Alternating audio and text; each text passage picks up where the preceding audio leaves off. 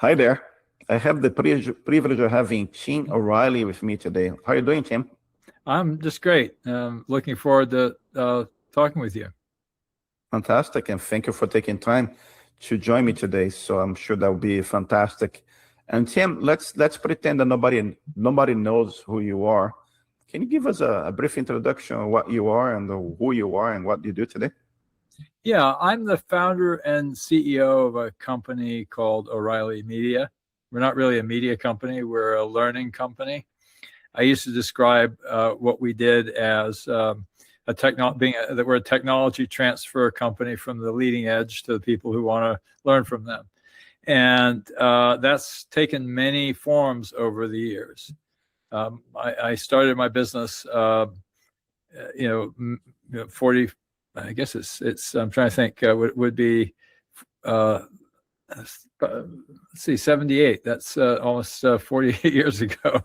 And that was when a friend of mine who was a programmer asked me for help with a manual he'd been asked to write. And I had thought of myself as a writer. I'd written a book about Frank Herbert, the science fiction author. And I was originally a Greek and Latin classics student. So I agreed to help him.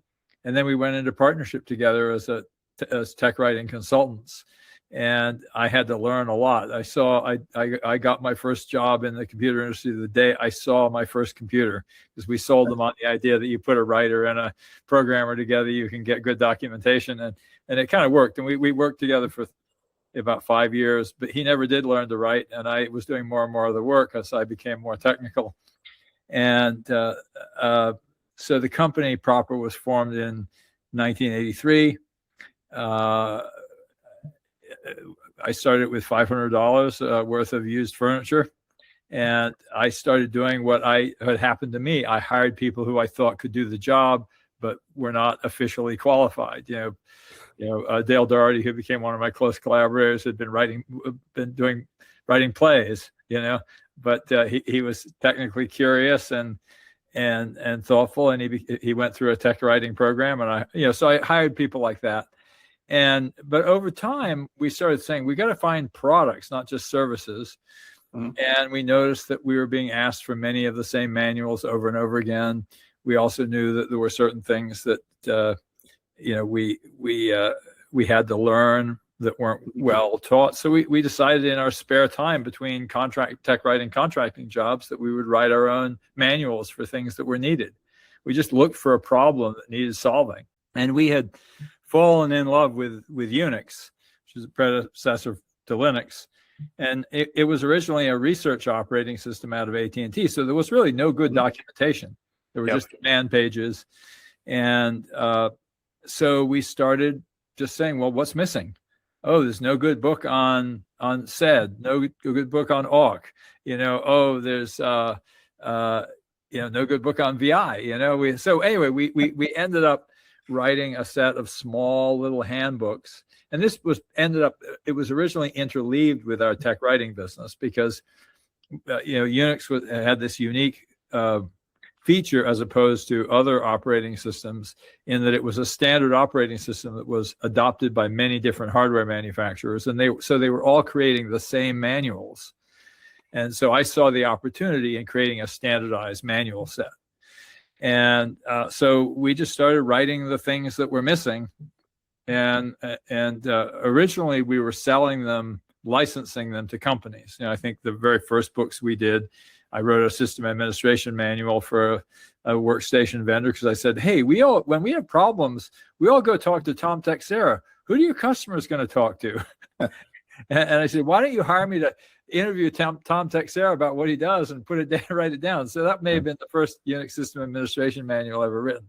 I created this thing called Unix in a Nutshell, which was when we had these giant binders that were printed out on dot matrix printers. Most people were working with they printed out the man pages, and we said, well, could we make a compact desktop version of that? We had a CAD CAM company who said, can you teach our people the minimum Unix and Unix shell and text editing capabilities? And that became learning the Unix operating system and learning VI. So some of these books were just little pamphlets of 50 or 60 pages. But it's interesting because they went on, in some cases, they're still in print almost 45 years later. Some of them have gone on to sell millions of copies. Obviously, some of them became obsolete. But then we just kept exploring. We started doing online books because all of our vendors all the people were building workstations were like, we have to have an online documentation system. And we were influenced by the X Window system, which had said, we're going to build a reference implementation, you build on top of it. And we said, we don't want to be maintaining 30 different versions of our books for HP and Sun and Apollo and Digital Equipment Corporation, all these companies at the time. We said, we're going to make one version in a standard format. And so that got us into SGML and later XML, and then led us to the World Wide Web.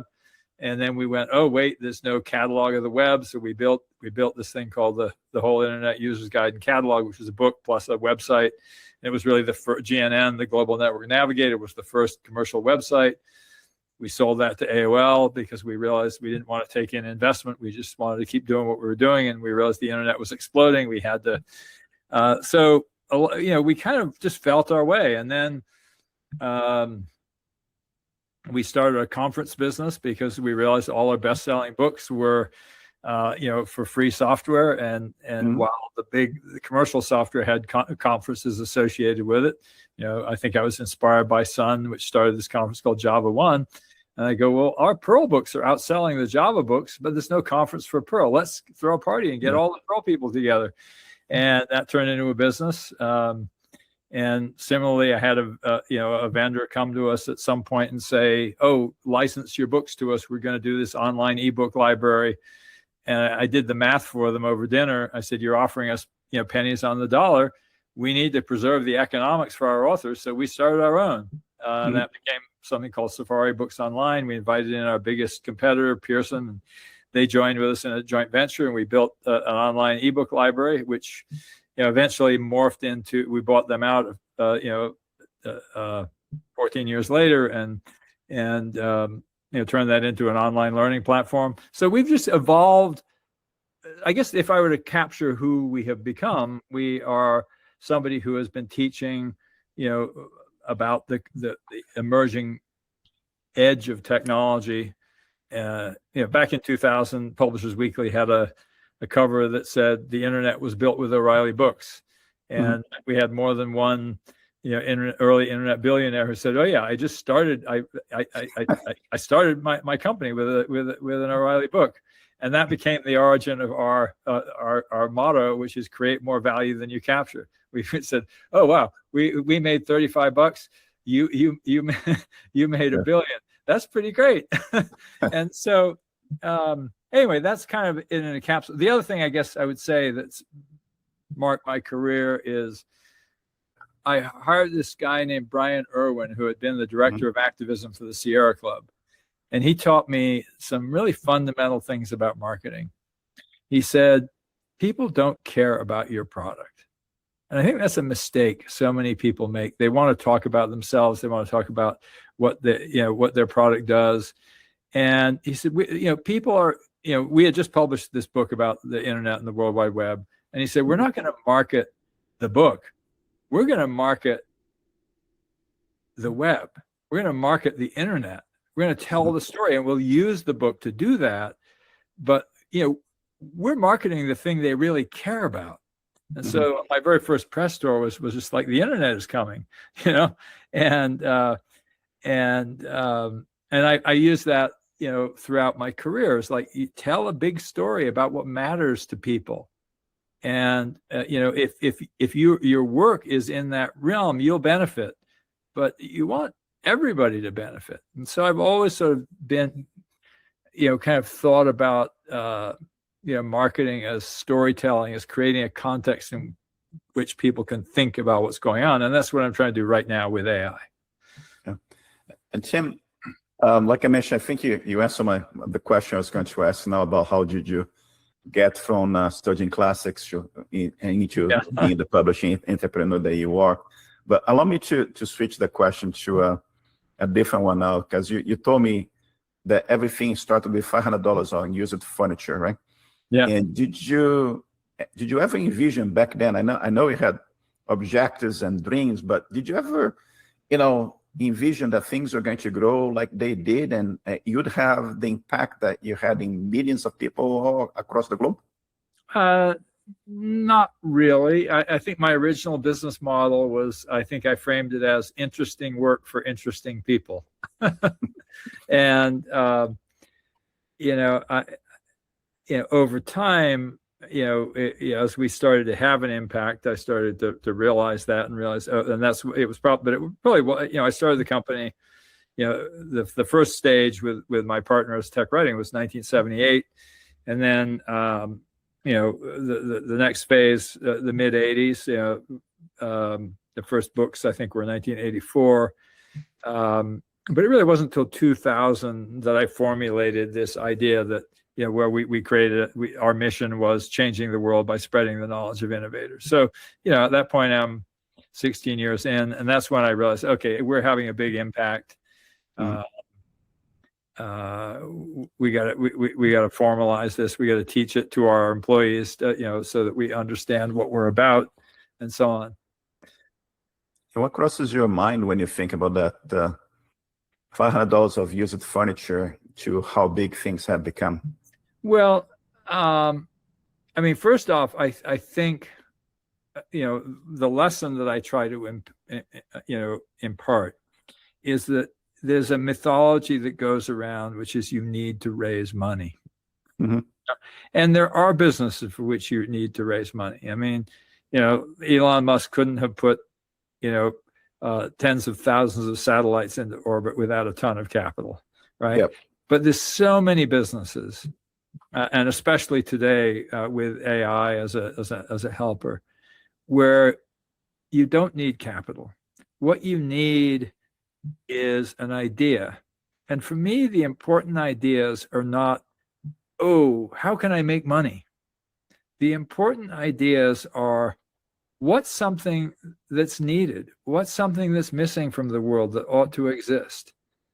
And I think too many people have bought the idea today in Silicon Valley that being an entrepreneur is raising money. And it started to go south, probably about 15 years ago, when you used to talk to people and they'd be all excited about the technology. And then you talk to somebody about their company and they wouldn't even tell you what it was. They'd tell you they just raised their D round, at such and such a valuation. Like, this is boring. What do you care about? Why? And so, the companies that I was invested in were ones where somebody was passionate about solving a problem. And this is still going on. I'm an investor in 11 Labs, and I met Matty Staniszewski, who's one of the founders and the CEO. And he was just telling me about, here are a couple of guys, they're in Poland. And it turns out that in Poland, movies are dubbed with one actor voicing all the parts because it's not a big enough market to Mm-hmm. have all. And he said, we could use AI to do better than that, and that was the origin story of it. Was like, we want to solve this problem. And of course, that's not necessarily a big world-changing problem. There's other people like, I think about, sorry, I'm forgetting the name of the entrepreneur, but the drone delivery company. It was said, we're going to solve the blood delivery problem in countries where the roads are bad and you can't get blood. People are dying because they can't get blood. And we could do that with drones. This is 15 years ago, and they're now quite a large company and very successful. And they've utterly transformed the art of blood delivery, not just in Rwanda where they started, but all over the world. Because it's like there are places where the roads are bad, the hospitals are far between. If you can get blood to a remote clinic on demand, then you can save lives. And I just think that passion to make things better is the heart of being an entrepreneur. It's not, I have an idea that I can get some venture capital to pony up for. Yeah. So there's so many problems looking for somebody to help solve them, right? That's so right. It's incredible. Yeah, there's no shortage of opportunities out there.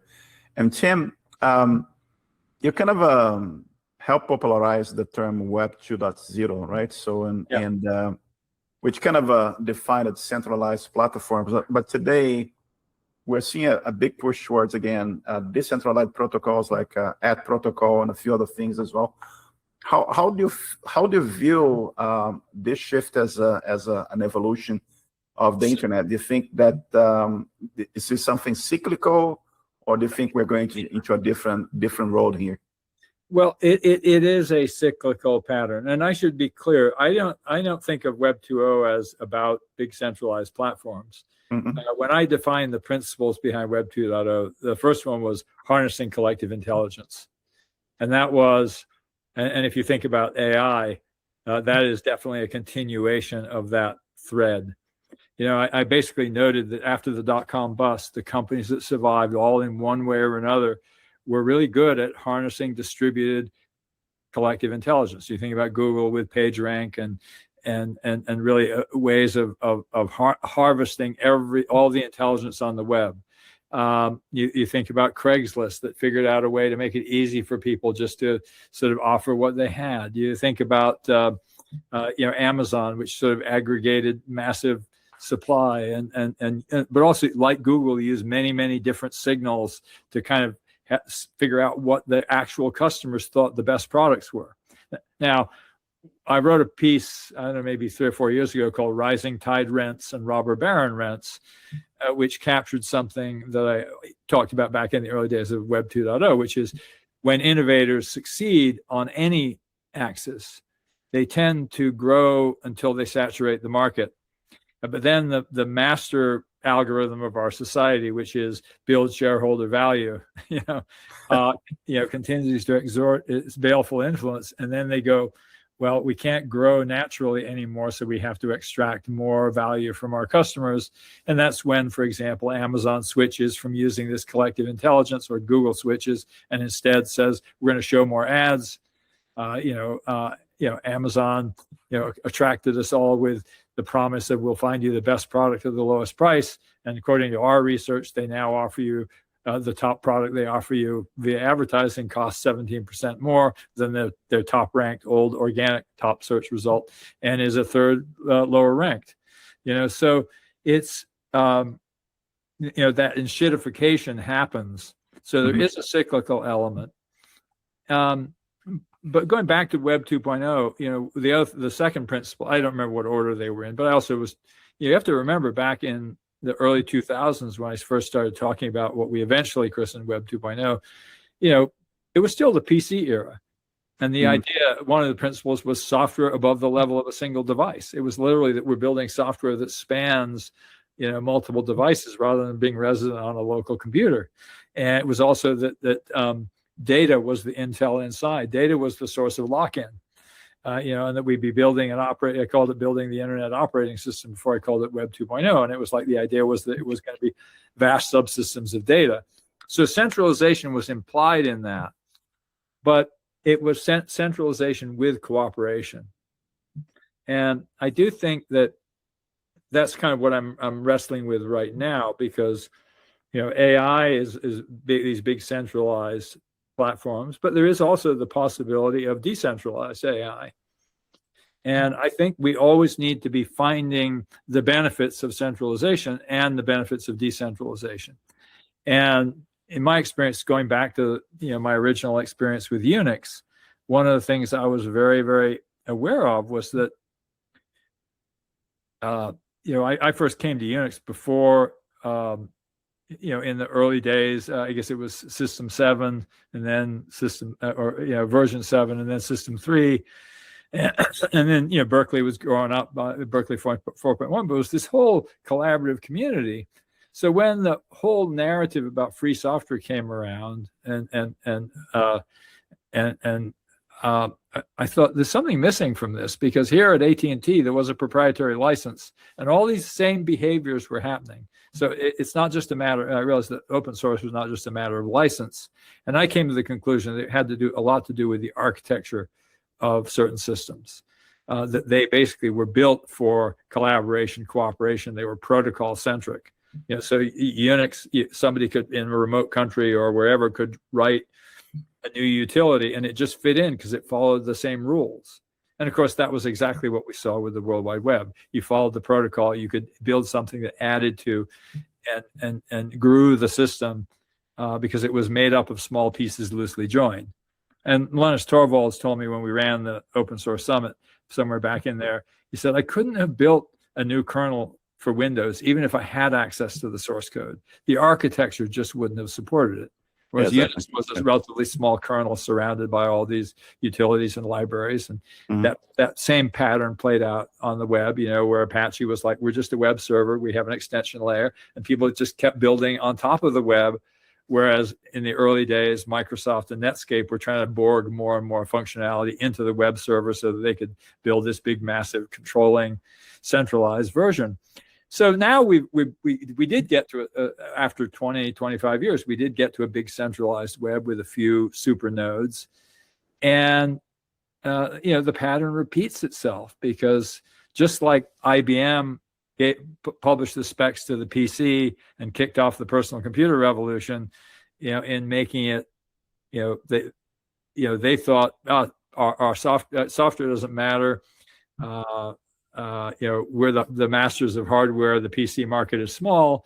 They kind of were saying, well, we'll just make it easier for people to build, peripherals. So we'll publish the specs. Instead, people built clones. And in some ways, I remember when Google, published the Transformers paper and BERT, and I went, oh my gosh, they just did the IBM thing. They gave away their secret sauce without knowing it. And sure enough, they did, and so that creates competition.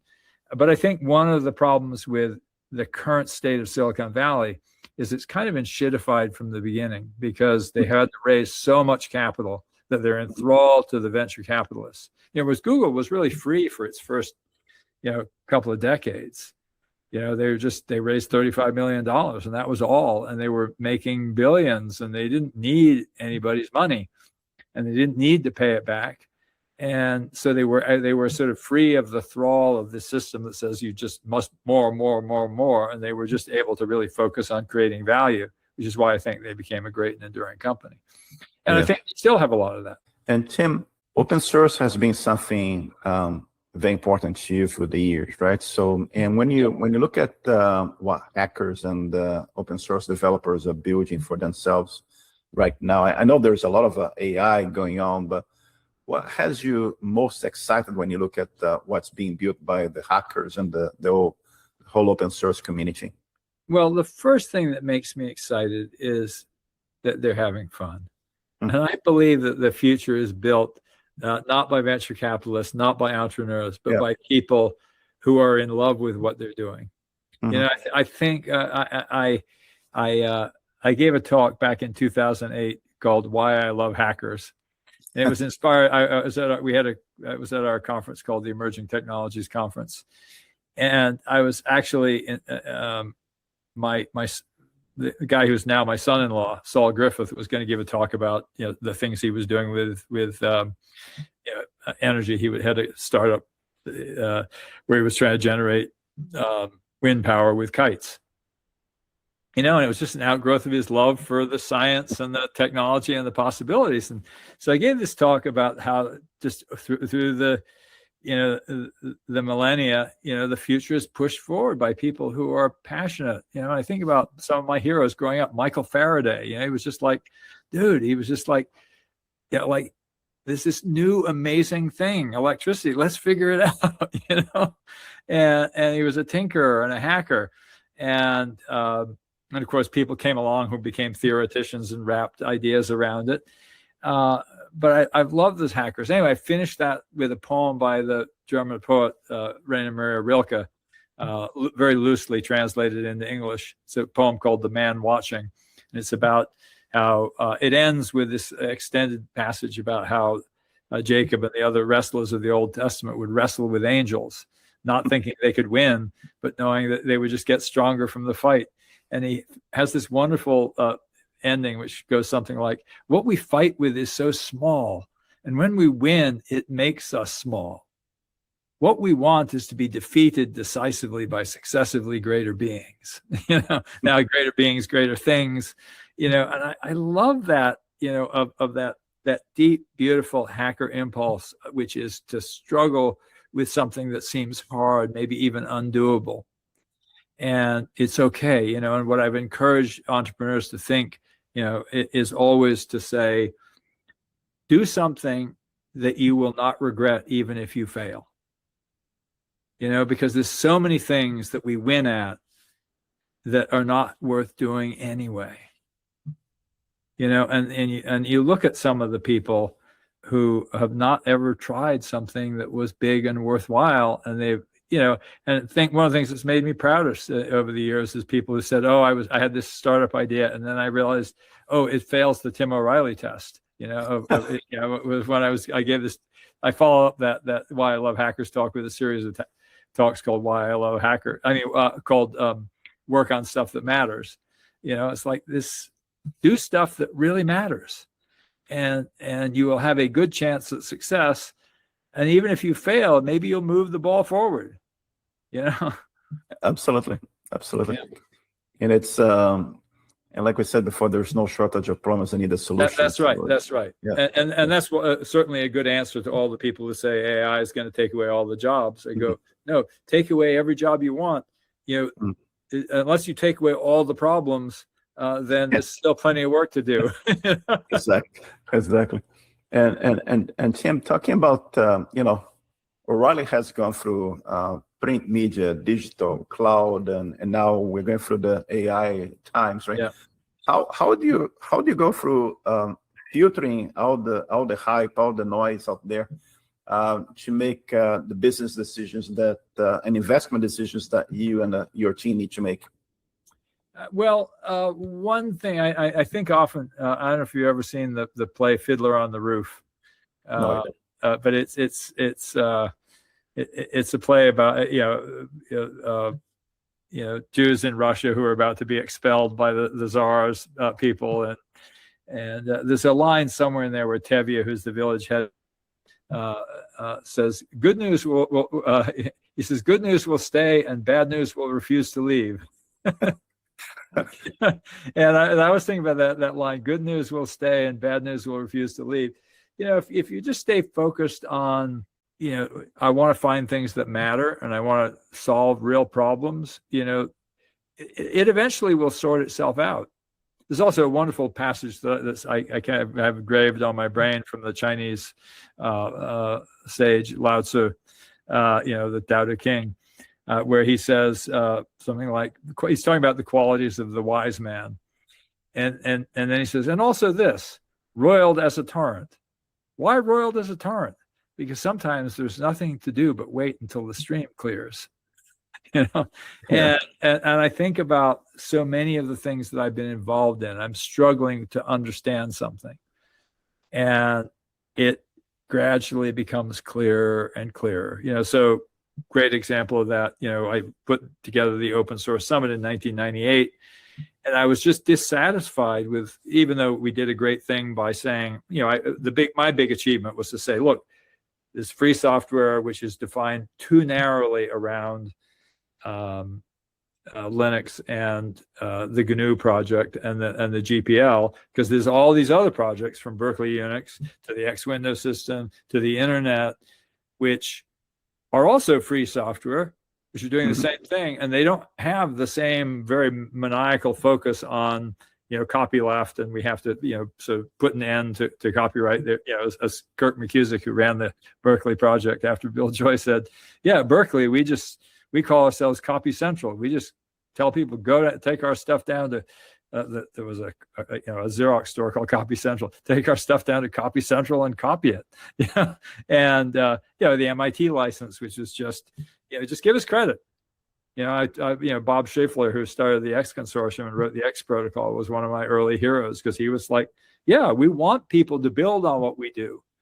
And we don't care whether they build proprietary stuff or more open stuff. We're just trying to raise the floor.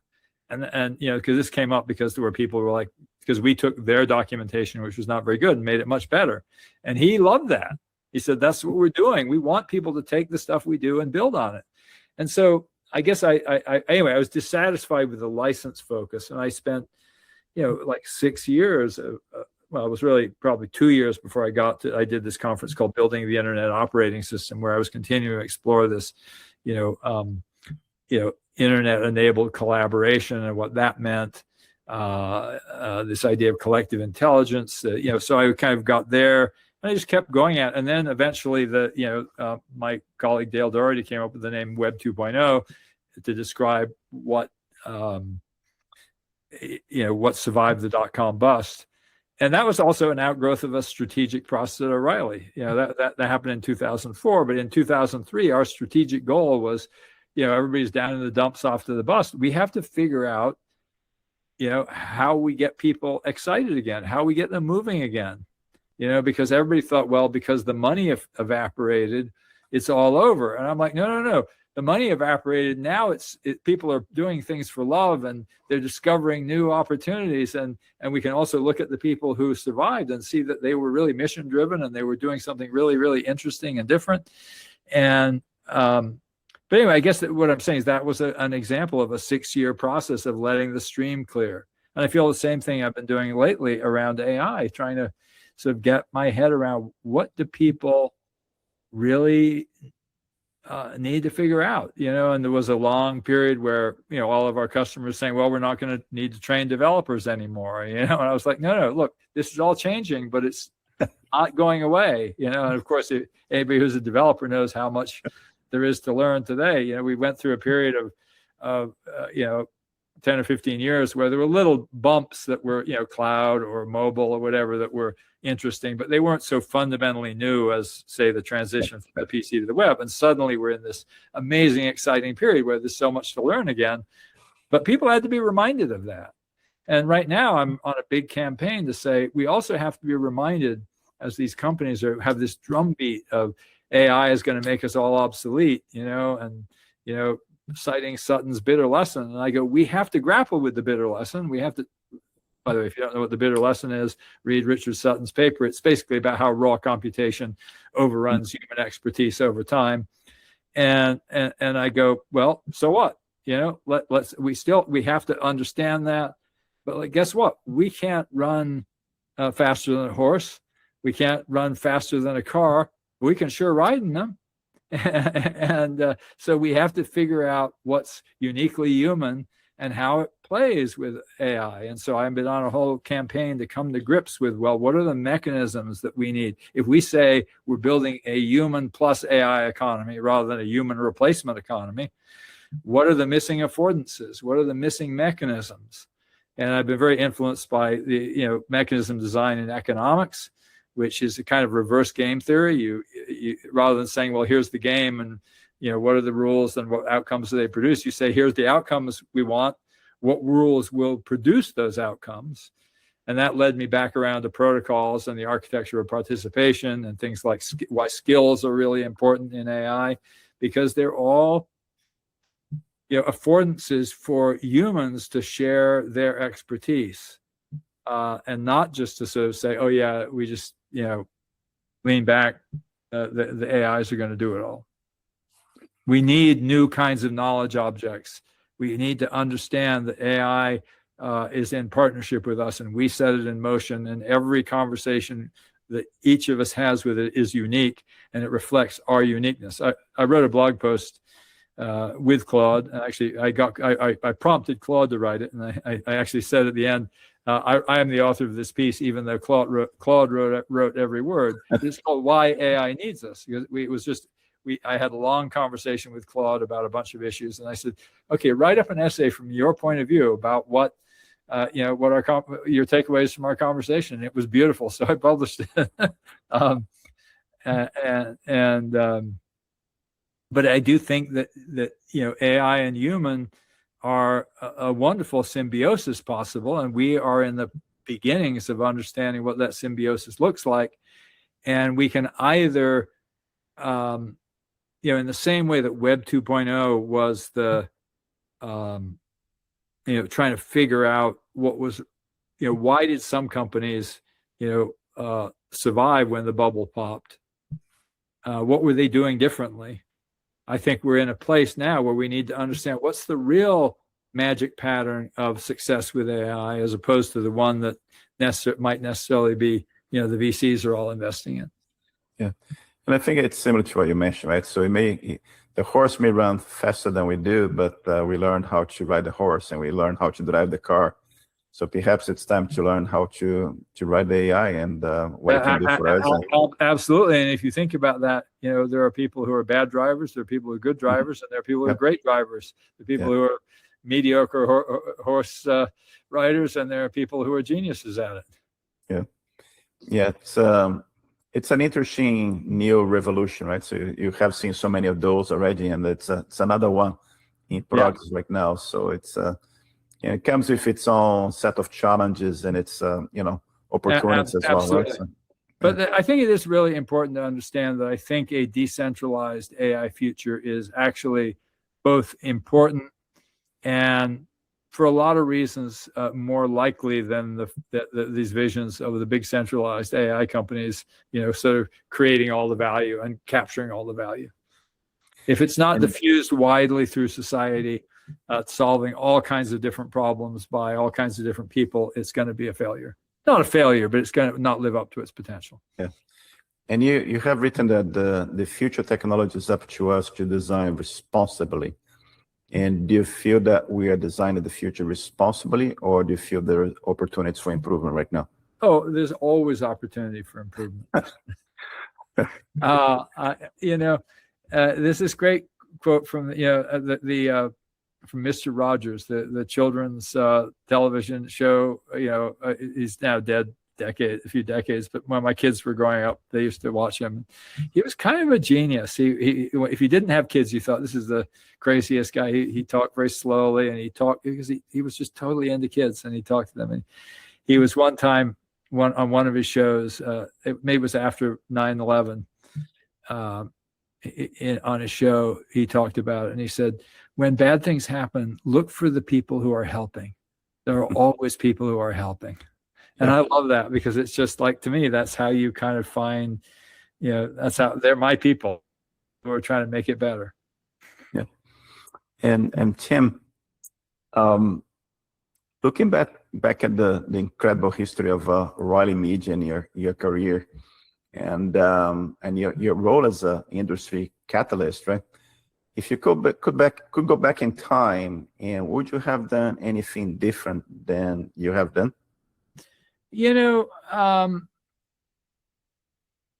Maybe a few things timing wise. I think in the end, I can sort of imagine choices I would have made. Give you a simple example. When we sold GNN to AOL, we sold it for about 15 million plus a bunch of stock options. And, by the time we sold them, the options plus we realized about $50 million. If we'd held on to the peak, it would have been $1 billion, right? And, but I was like, wait, these people at AOL are not going to win. And I didn't realize how long it would take the rest of the world to figure that out, And so we sold way too early. So I've done a lot of that in my career, where I've kind of like, I've seen the future and been correct, but been way too early in acting on it, and realizing that it would take a long time for the world to catch up. But I don't really, it's not like, I go, would I have done all the things I've done in my career if I'd become a billionaire when I was, how old was I back then? 95, when I was 40, and I go, maybe that was better. It probably was better, because so much of the important things I did in my career, open source, Web 2.0, government as a platform, they grew out of the challenges of trying to run a business that I wouldn't have had. I would have probably just, given up and gone and, enjoyed. I don't know what I would have done. Maybe I would have done great things, but all I know is it's so easy to look back with regrets, and I think it's much better to look forward with anticipation and with gratitude for what you have and what you've accomplished. And so I think I'm there are so many twists and turns in my life that if I were to second guess them, I would probably not be as happy as I am just saying, yeah, it's been a great ride. Yeah. And I think the steps you went through took you to where you are today, right? So it's if you change those, Nobody knows who you'd be, but still talking on that topic here. At some point in time, and going back to the beginning of the conversation, there you got $500 in used furniture, and here goes O'Reilly Media, right? And did you ever think about, if you had not gone on that path of O'Reilly Media, what would you be doing today? I suspect I would be still in some world in which I was trying to change the way people think about the future. I kind of fell into tech, but even before I was in tech, I thought, like I went to college and studied classics because I was sort of interested in this whole transformation of what happened in ancient Greece, the roots of our civilization. And I felt, even back then, that we were on the verge of some new kind of transformation. And in a lot of ways, Web 2.0, which was I also described as we're creating new kinds of synapses in a kind of global brain, was very much consistent with this vision that I had before tech. And I might have been writing about that from again, back to my background, was a period when I was very involved in the human potential movement in California in the 70s. I taught workshops at Esalen when I was 18 years old. I studied with a man named George Simon, who was deeply influential in my thinking. And so I kind of had this sort of spiritual version of what later I kind of came to discover through technology. But they were really, it was kind of interesting. So in 1973, I was sort of talking about, this future of collective intelligence as kind of influenced by Sri Aurobindo, Indian sage, and this guy George Simon. And then, 20 years after that, I'm kind of saying the same thing, but understanding how it's actually mediated by technology. So I would have probably been still grappling with this question of what are we all doing here, and how do we make it better? Yeah. Like we said, we can always make better. There's always projects there, problems exactly. Out there that need solution. Right? Yeah. And talking about that, I know you're investing in a number of different projects and organizations through the world. What can you tell us about some of the initiatives that you're working on right now, and what kind of problems you'd like to solve the next 5 to 10 years? Well, I mean, right now, a lot of my personal energy is going to helping transform O'Reilly for this next wave of technology, because we've been teaching people a lot of stuff that's becoming not obsolete, but certainly obsolescent as there's this new stuff coming in. So there's a big, transformation of our enterprise that's taking a lot of my time. I also spend a lot of time on supporting my wife, Jen Palka, and her work, which is government transformation. She wrote a book called Recoding America, and she has right now a philanthropic fund, which is really how do we make government that's able to deliver on its promises? Because I think the sclerosis of most modern governments is actually a really serious problem as we transition to the future. So that's, what it's kind of a root. It's a big part of our economy, and it's a root cause of so much that's wrong. And I think she has a lot of great ideas for how to fix that. And she has a Substack called Eating Policy, and she's a version of they say culture eats strategy. Well, culture also eats policy, and she just has a really profound insights into the role of government in building a better future. So that's a big piece of it. I'm also very involved in my son-in-law's work, which is on climate change. He is really focused on electrification and the impact. I do think, in general, I wrote a piece back in the beginning of the pandemic called Welcome to the 21st Century. And in it, I said the 21st century is the century of us effectively having to deal with all the problems we brushed under the rug in the 20th century, and that, the 21st, just like the 20th century didn't begin in 1900, it began in 1914 with the beginning of the Great World War. I said, look, the pandemic is the true beginning of the 21st century. And sure enough, we do have that pandemic, and we probably have quite a few more. We have, the specter of climate change. We have, these, sclerotic, captured governments that are increasingly out of touch with helping ordinary people and just peddling to the super rich. We have a rise of new kinds of warfare where and mass migrations, partly inspired by climate change. So we're really facing a very challenging century where so many of the things that we've taken for granted for the better part of 100 years as stable are up or in play. And anyone who thinks there is not a reason for immense and productive engagement with making a better future is asleep at the switch. Yep. Yeah, no kidding. That's completely the case. And Tim, you have had a front row seat to the careers of some of the world's most successful innovators, right? So, and you have, through your life, and you have done so much. What advice would you have for software developers today that want to move into leadership roles or write technical literature or start their own ventures and move forward with problem solving?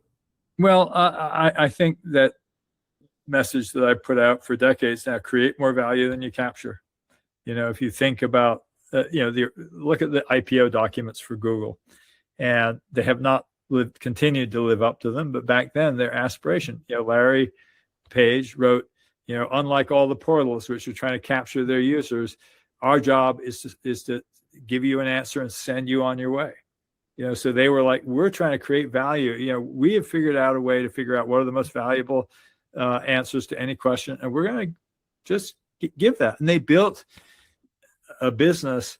They solved the problem first and built the business on the back of the solution. They didn't set out trying to build the business. They just set out trying to solve the problem. And I think that there are going to be a lot of great opportunities that don't necessarily come into focus first as, oh, this is how I'm going to make a ton of money. This is how I'm going to build the business. They're just going to come into focus as, here's something that needs doing. Now, obviously, my own career was very much like that, much smaller scale, obviously, but it was just like, hey, there's no good manual for this topic. Let's write one. And people were astonished. Our competitors were astonished. When are you going to do a book on blah, blah, blah? And they go, oh, why would we do that? You have a perfectly good one. Whereas they were like, as soon as we did a good book, they wanted to copy it. We were like, no, we don't need to copy your good stuff. It's already done. We're looking for things that haven't been done. And so don't do Me Too stuff. Don't do things because you think it'll make you money. Do things because you think it will solve a problem. And if you do that correctly, then it will make money. And I think, I one of my most frequently repeated sayings is something like, money is like gas in a car. Money in a business is like gas in a car. It's you need it. You're going on a road trip and you don't want to run out of gas, but you're not doing a tour of gas stations. And I have to say, so much of Silicon Valley today is simply a tour of gas stations, and they've forgotten that where are we trying to go? What are we trying to do? What are we trying to accomplish? And so I think in terms of being a leader, I think it's also like develop people, help, who can you help get ahead? I think the idea that you get ahead in a business by, hiring the best people is true, but it's not. You don't just hire the best people by offering them more money.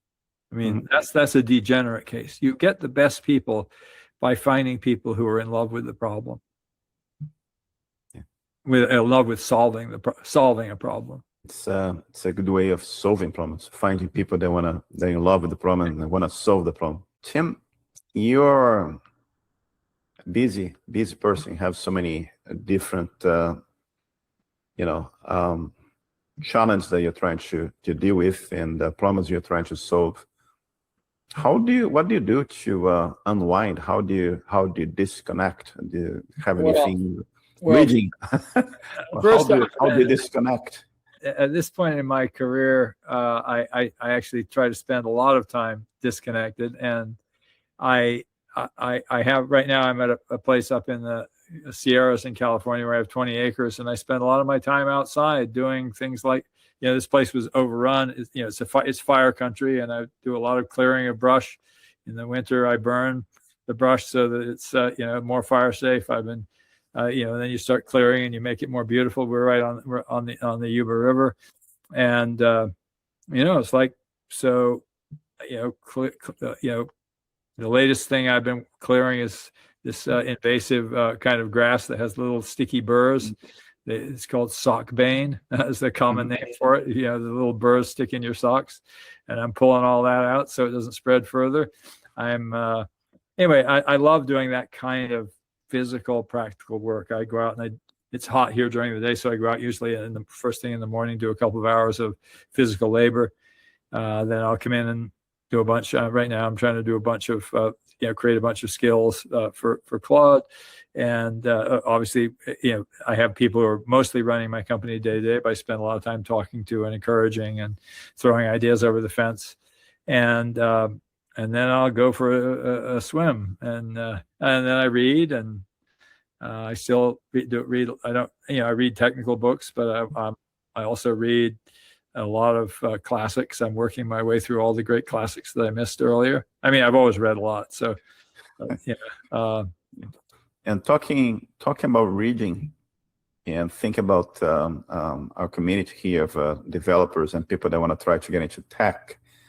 Do you have any recommendations to what they should be reading, or what are the basic toolkit that they should be reading? Well, I think first off, it's super important to be doing. It's easier than ever to do. If you can get access to, an AI model, start taking yourself up the path from just chatting to, working with, agentic loops, and just try to get your hands dirty, figuring out how to use it to solve various kinds of problems. In terms of reading, there's obviously a lot of stuff online that you need to read. We have a lot on the O'Reilly platform. We're spending a lot of time developing, what are the essential things that people need, particularly for corporate AI transformation, so that, expertise that you build with AI compounds across the company. So certainly, you'll find a lot on the O'Reilly platform. I think Adi Osmani, if you're a developer, is a great person to follow. Chip Wynn, who wrote our book, AI Engineering, Claire Vaux. We have a lot of talent on our platform. We also do live trainings with a lot of these people. I have a show called Live with Tim, where I interview people who I think have something important to say about, building software today. And but again, just look at the O'Reilly catalog. I think right now I'm reading, Just Enough Math for Data Science by Thomas Neild, or Essential Math for Data Science, because I've kind of like, I actually need to, brush up on all this stuff. And it's so just find something that you think, I need more of that. Follow your curiosity. You mentioned you're kind of reading some classics as well. Do you want to mention a classic that you have been reading? Well, no technology classic. No, well, I finally read Middlemarch, which is a wonderful book by George Eliot from the 1860s that really is about the industrial transition of England and people trying to do, in their small lives, trying to get meaning out of them. It's a wonderful, wonderful book with wonderful characters. I also read there's a new biography of Christopher Marlowe, predecessor to Shakespeare, who really kind of pioneered a lot of things that Shakespeare developed. The kind of the most revolutionary dramatist. It's called Dark Renaissance. He was unfortunately murdered at 30. Who knows what he would have become? And then that led me down to reading a couple of biographies of Shakespeare, and of course I'm reading a lot more Shakespeare as a result of that. Right now I'm reading Virginia Woolf's Orlando. but I'm also reading. There's a wonderful book by Josh Waitzkin called The Art of Learning. Josh was a championship chess player and then became world champion at a form of a Tai Chi called push hands Tai Chi. So he became a great master of two different arts. And he's like, how did I do that? I learned how to learn some things about how to learn. That's a really great book. I'm really enjoying. I usually, and I finally got my wife, who's never read Lord of the Rings. I said, if we do as an audiobook, will you listen with me? So I'm listening to Lord of the Rings. That would probably be I first encountered that book when I was 14 years old, and I probably read it half dozen times in my life. And there's a few other greats from my past that I want to revisit. Like there's a wonderful utopian novel from the 1940s called Islandia. It got discovered in the 1970s, which is when it came to me. And it definitely shaped how I look at life. And, read, science fiction. And I think Ada Palmer's work is difficult, but really helps you think about the possibilities of the future being very different from the past. She's a Renaissance historian and also a science fiction writer.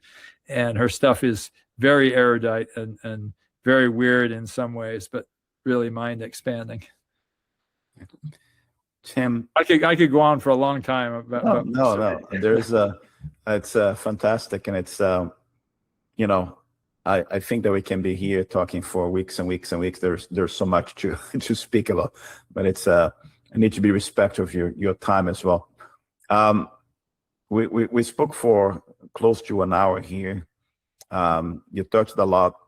Do you feel there's a topic or question that I should have asked today, or should have touched the topic that we did not touch? No, I think we covered, quite a lot of ground. And I think if there were anything we might have talked, it would be for me to interview you about Brazil and all that I missed by not being there. I think travel is a wonderful eye-opener, and Brazil is a place I'd like to visit sometime. Yeah, it's a fantastic place. I totally recommend it. I can certainly provide some suggestions to you where to go, what to do, and what to see. It's a pretty big country, just like the US and Canada. It's a huge country. You go some places and you could go back for a lifetime. Absolutely. And Tim, before we close, I just want to take a moment again to thank you for everything you have done for everybody, right? There's so many lives out there that the books they have, helped push forward have helped, and so many, problems have been solved. Thank you to all the knowledge they helped spread. So thank you so much for that. And thank you for taking time to speak with me today. It's been a privilege. Thank you. Thank you very much. I enjoyed it.